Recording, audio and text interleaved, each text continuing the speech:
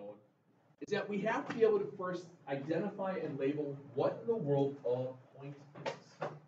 Okay.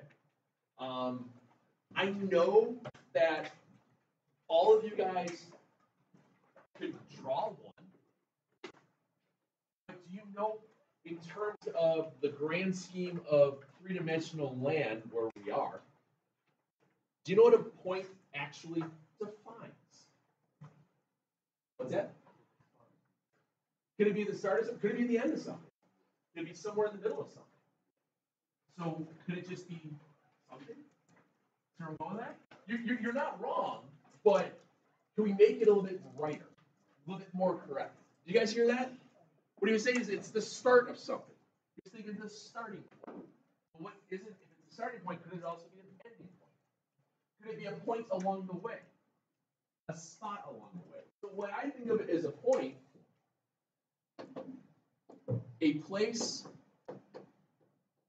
in space. And I don't want you to think of like outer space and Martians and things like that. What I mean is a place in somewhere. If you think about in terms of, you guys know what I mean by saying three dimensions, right? We live in a three-dimensional world. Your paper that you're writing on is two-dimensional. A point lives in space. It lives within the dimensions. You can put a dot on your paper. That's a place in space. You can think of a little dot of a speck of dust floating in the air. That's a place in space. That's just something. Okay? That's all that is. You know that, but you never really thought of that. And again, a lot of times it's just denoted by a dot. Do you remember how they label them? Yeah, what kind of letters? No, those are letters. Capitals, thank you. Usually they're capital letters, yeah. I see where you go with variables, yeah. Like, you know, when you're thinking about variables, a lot of times that's going to be within equations. Yeah, within equations, and they're usually lowercase. Points are defined, generally speaking, by just a capital letter. Okay, just by a capital letter. Second hour, not to be, outdone by the number 7 out of 6 problems, but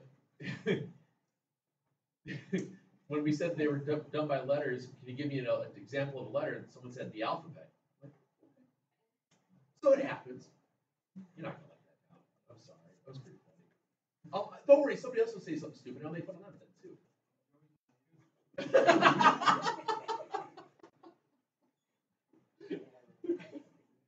It's gonna be a fun time.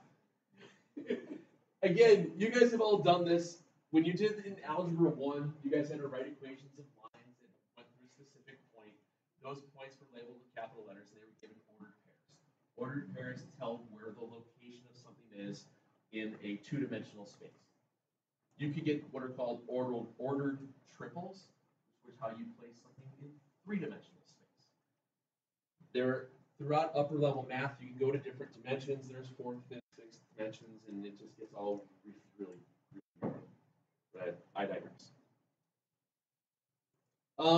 Lines. There's one pretty simple. How many points do you need to make a line? 2. Yep. Through any 2 points, there exists exactly one line.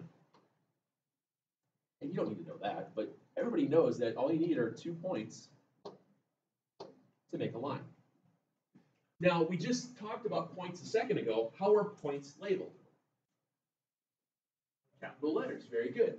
So if I say that our line goes through points B and C, I would then just call it line BC. And do you remember what you would do above the letters? Just a line, just a little segment line, or do you have to put the arrows on it? Okay, you got to put the arrows on both sides, because if the arrows aren't on it, what does it become?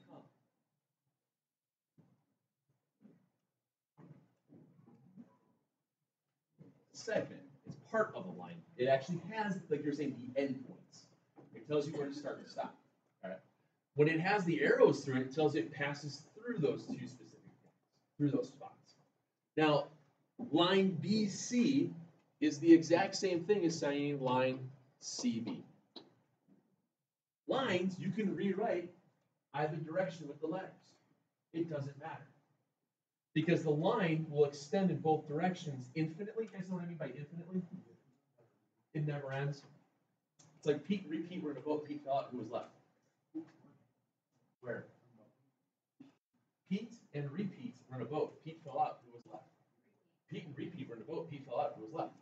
Pete and repeat were in a boat. Pete fell out.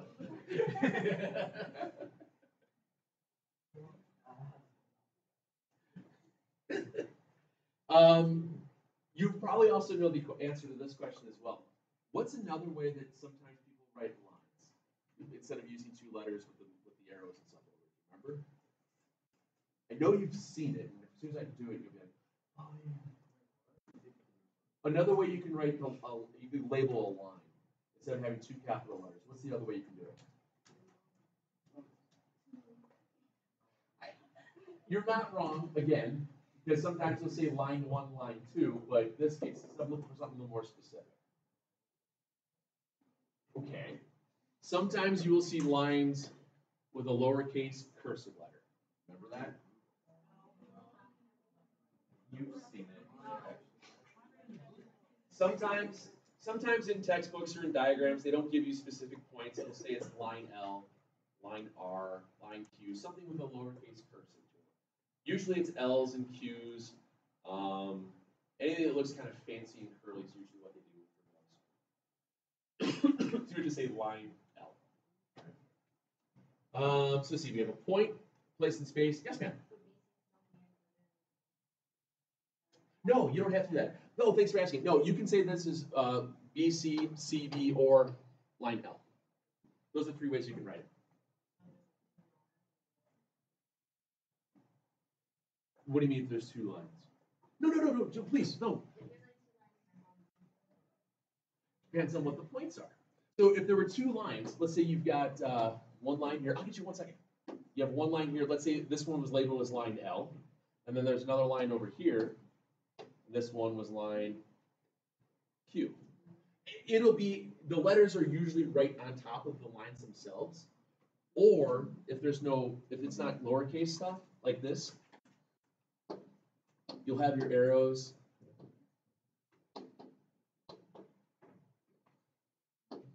Let's make that dot bigger. I still have 2 lines. And you just have line XY and line ZY. And it's okay that they intersect at the same spot. That's perfectly fine. Okay. Yes, sir.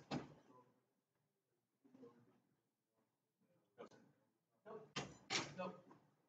And usually it's just going to be shown that it'll say in the diagram line L. That's usually all that is.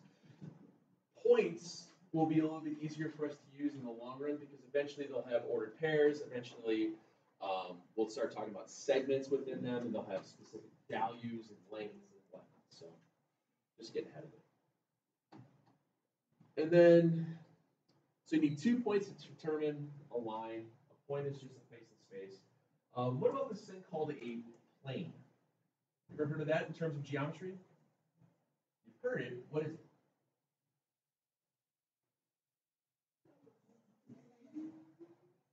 It's crazy. What's a plane? What do you got? I'm thinking. What do you mean? No, that would be a line. It's not a line. It's a segment. That's a drop of gold salt. Me, it's a name that I call myself. Fa is a sound of music, yes. What about a plane? Come on, you got it. Are you seeing it now? A plane, come on, you guys know what a plane looks like.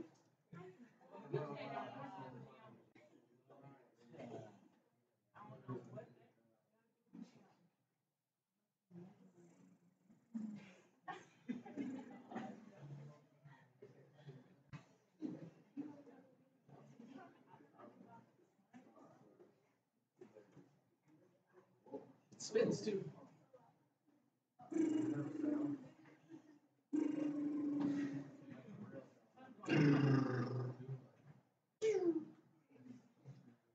Anyway, you don't know things bounce? Really? You didn't know these things can bounce? Seriously? What did you have last year that didn't do any of this fun stuff? Oh, he's a loser.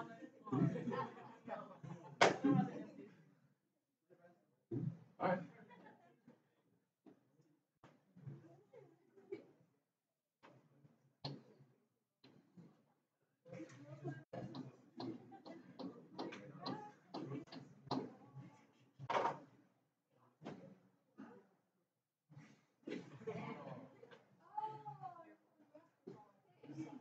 Hey, you got off your phone.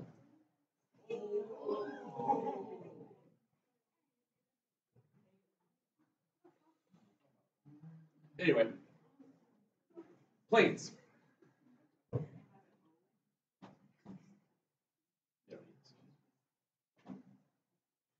Planes. Planes are flat surfaces that extend in all directions. Imagine your sheet of paper that just continues. The flat surface continues in all directions.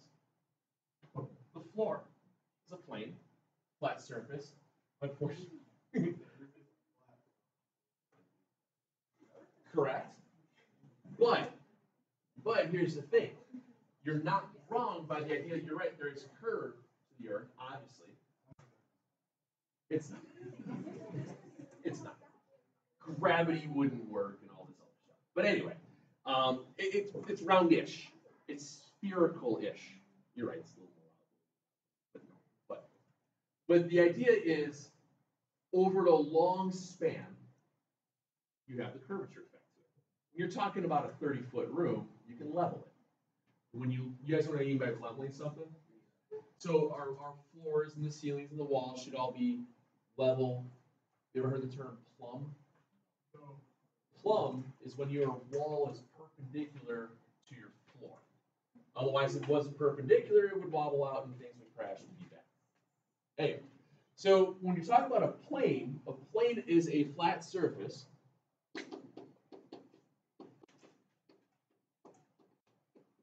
that extends in all directions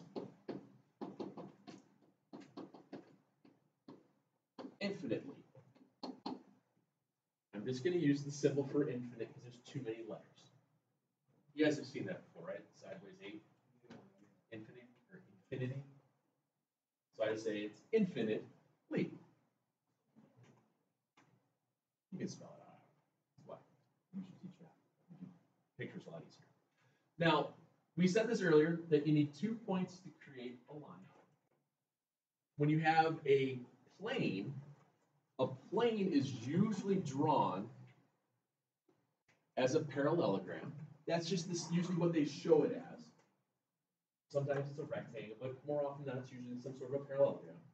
And in order to, what we say, determine a plane, you need 3 points that are not on the same line. Okay? So if we have 3 points that aren't on the same line, we say that they are non-collinear. Okay?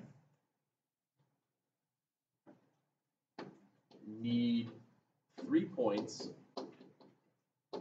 not on the same line,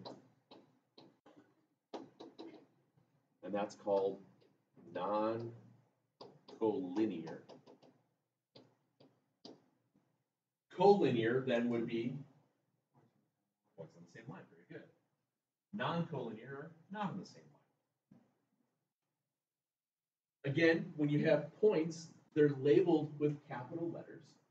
So we'll say this is E, F, and G. When we had lines, we'd say line AB, the arrows over the top. Line BA, same thing, arrows over the top, direction didn't matter. Same thing here. When we talk about a plane, we would just call this plane E, F, G. And the order of the letters doesn't matter at all, because all those letters aren't on the same line. So as long as those letters aren't on the same line, you're fine. It's perfectly okay. E, F, G, F, G, E, G, F, E, G, E, F. I think I have G. Making sure all of those. Okay. There's only 6 ways you can write it. Any one of those 6 ways to write it would be perfectly fine. It doesn't matter how it is, as long as it's capitalized out. And you've got 3 points that are on the same line. Sometimes you'll see it written as plain E, F, G. Sometimes they'll write it like this. They'll put the little small parallelogram and write E, F, G to it. That's just another way that they'll write it. Some of the older styled worksheets and some old textbooks will do it that way. Otherwise, they'll just say, hey, it's plain E, F, G. And then the last possible way is every once in a while, you'll see an uppercase cursive letter. I think that's a G or a Q, I don't remember. What's that? Thank you. Yeah, I practice a lot.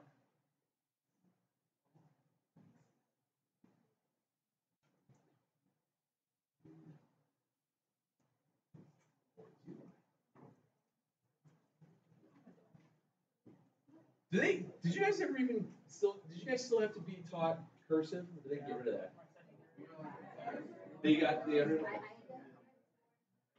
I know sometimes they still do. I know our son, he had cursive last year. He really liked writing this in cursive. What's that? How are you guys ever going to write checks? All right. So once in a while, you'll see it written just as an uppercase cursive letter. No big deal if it's like that or not. It's just how it goes. Okay. One of the things I was telling second hour about, and this came up about the whole idea of the Earth. You guys were saying the Earth is round. How does a two-dimensional plane live within a three-dimensional world? Well, a three-dimensional world is actually its own plane. This is nothing you guys need to know about here, but let me ask you this real quick. When you have a right triangle, how many right angles can you have in a right triangle? Just one, because how many degrees do you have in a right triangle? 180. If you have one right angle, that leaves you how many degrees left for the other two? Correct. Do they have to be both 45?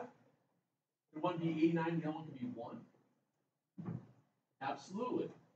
Niemeyer? So it's completely possible, but you can't have 2 right angles because it won't work, because if you've got 3 sides, you can't connect. That's where that comes from.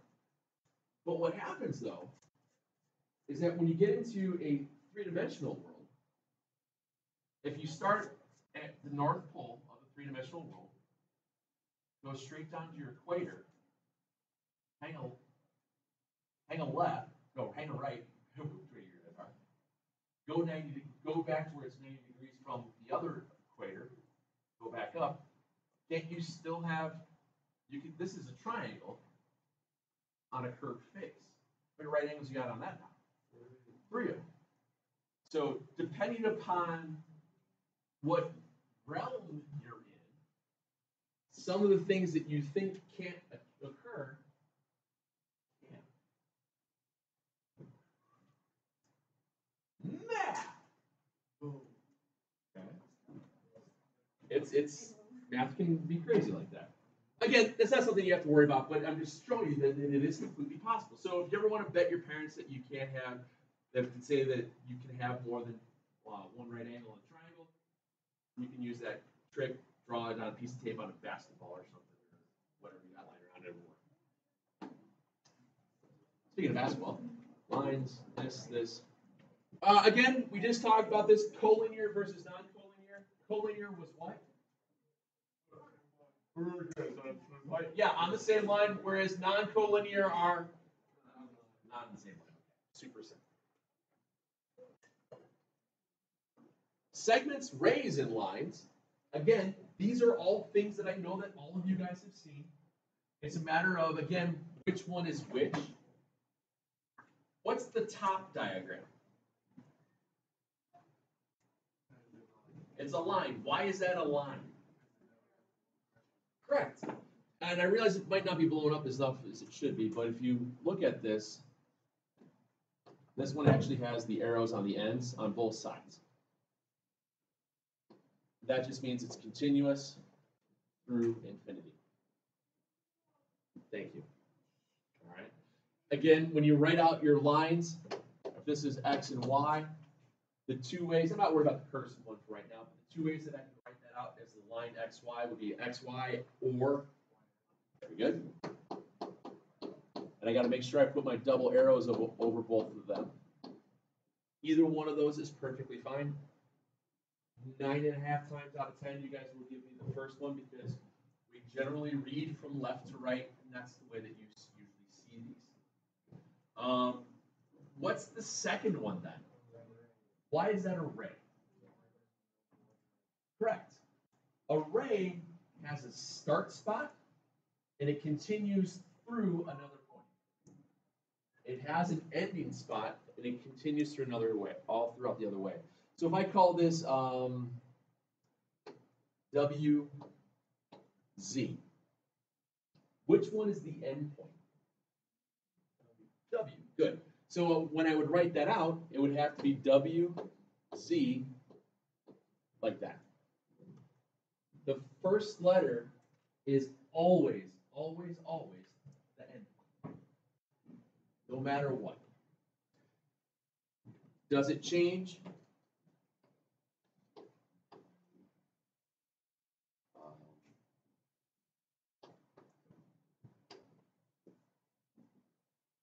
How would you write that? Yes, very good. You still put the first letter of the endpoint first, but even though the array is pointing to the left, does it matter? Nope, not at all. You would still write it like that. Because remember, guys, the rays don't always have to starting at the right, going to the left. They can go up to the left, down, wherever. Doesn't matter because we're talking about the realms within space. And then obviously the last one is a what? Segment. Has endpoints on it. And then when you have segments,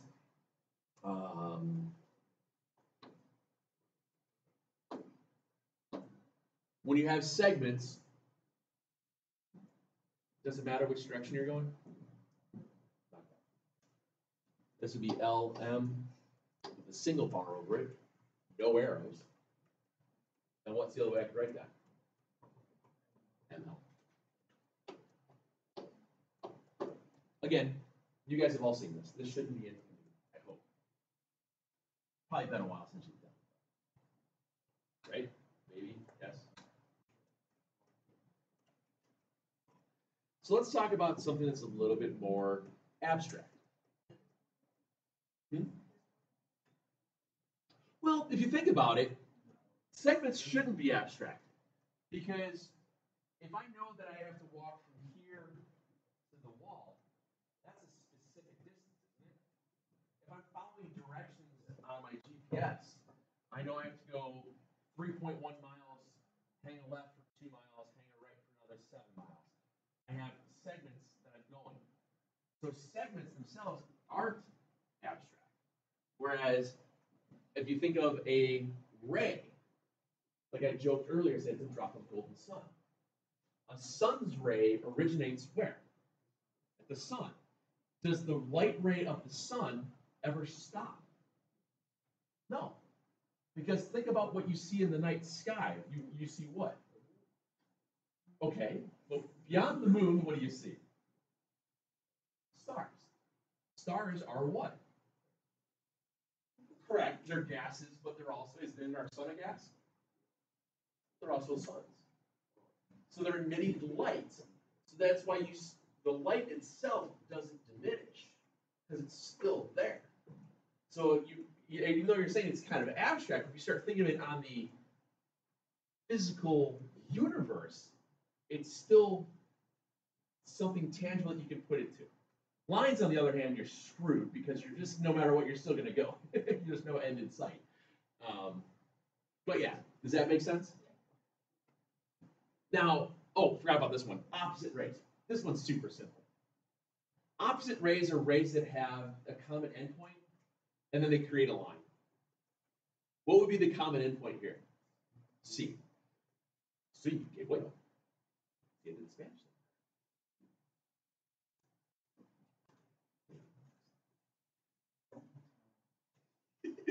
Opposite rays are two rays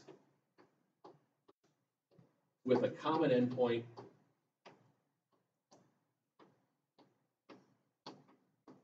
and they create a line.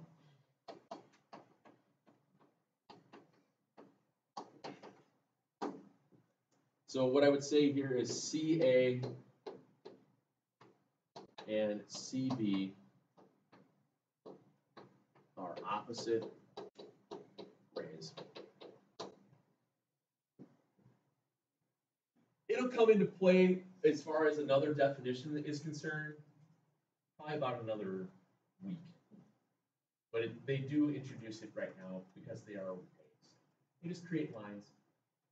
How many degrees are in a line? 180. Okay, good. What kind of an angle is a line? Say it. No, you were about to say it. Straight line. Straight angle. So you were about to say it. So it's just little things that we're getting to. All right. But the weird thing is the idea of intersection. Now, I hate book definitions. Book definitions are long-winded, wordy, and just they don't make a whole lot of sense half the time. So, in your mind, what does an intersection look like? Streets, crossroads, where things cross. Do lines have to necessarily cross? Remember last year in algebra, you guys did systems of equations, correct? When you did systems of equations, you solved to figure out what was the ordered pair that they ran into? What was the solution? Remember that? Now you could get that, you could get two lines that never cross, which means they were parallel. And the other one that you have is what happens when you get overlapping lines. What's that? It is an overlapping line. How many points do they have in common then? They had infinite solutions. So when you have an intersection, you can have a couple of different things. You could have when you have two lines can intersect at a point, two lines could not intersect, or two lines can wind up having infinite solutions because they happen to be the same line. But think of that in terms of geometry. Think of a plane. How can a plane intersect a ray? Or how can a ray intersect with a plane? What does a plane look like? How would you draw a plane? What's that? Think of the plane. Remember when we drew a plane, we drew like the little parallelogram? How would you draw a ray with that? Yeah. You could. Does it? Now remember, if you're doing the ray like that, the plane itself extends in all directions, so it doesn't matter where it gets placed. Can the ray just be in the plane? Go back to this idea. You guys agree that this is a flat surface that extends in all directions? Sure. Can this be a ray? Could I put the ray in the plane just like that? Could I put the ray starting from it, moving out of it? How would you draw it? Carefully. Could I draw it going through it? Sorry. You take this, and I know what you mean. How do you draw that? I live in a two-dimensional world. I can't draw three-dimensional. But could I take a plane and go through it? And the same idea. It's got an endpoint, and it's continuing through. And that's the idea. What about two planes? How can you intersect two planes? Think about the back wall. What's that? Think about the back wall. You guys agree that the back wall is a plane, extends north and south, up and down, in between all directions? What's it running into? It runs into the ceiling. Now, could you also go along with the idea that the ceiling itself is also a plane? What happens when they get hit? They intersect. What's it create? Very good. In our room, the back wall and the ceiling, they end. So they're technically called segments, right? Two segments, they happen to intersect and create another segment where they meet. But in the theoretical world, if this was an entire infinite flat surface, this was an entire infinite flat surface, where those two infinite flat surfaces run into, they create a line, a collection of points that happen to be infinite as well. So two planes can intersect and they can create a line. It's these weird little things that you can do. And that's where some of the abstract idea of what does something actually look like in terms of definition-wise, what it runs into itself with something else. You were saying crossroads. 1138. They run into each other. Okay. Dresser and Bethany. They run into each other? No. Okay, so they're not all parallel, but there's those two are segments, they have endpoints, and they hit each other. Any of you guys ever take I-90 into the city? If you've ever gone to Chicago, you've probably taken I-90 going into the city. Route 72, you guys ever heard of that?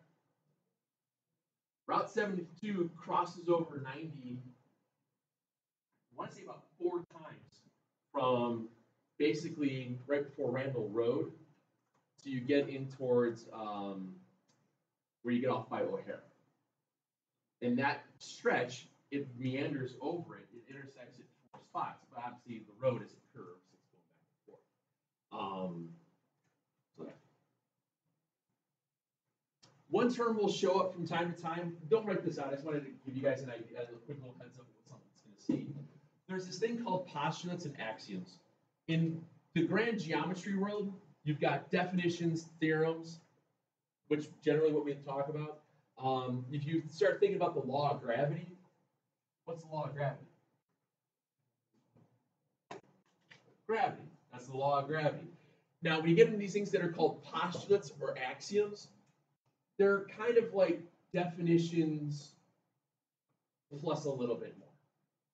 You'll see things go postulate 7.2, and they're going to talk about something stupid that you don't care that it's numbered. But if you see the word postulate or axiom, blah, blah, blah, who cares? It's just another they're just definitions. For us, those fancy words are just other names of definitions. So if you see it, don't go, if you look, I'll just say definition. Okay? It's not, sometimes things get a little overly technical than you need to see. For example, postulate 1.1, who cares? Through any 2 points, they're exactly one line. Yes, we know that. I don't need to have the labels of postulate. We know 2 points I need to make a line. What I'm trying to say here, guys, is that as wordy as things can get, we try our best to make it less wordy so it's easier to understand. That's really what I try to do with this geometry stuff, because if we can get the idea of the main big concept, it's really, when we get to the algebra, it's easy. Okay? So don't worry. I'll leave you those. I posted this on the calendar already. I don't know if you saw it.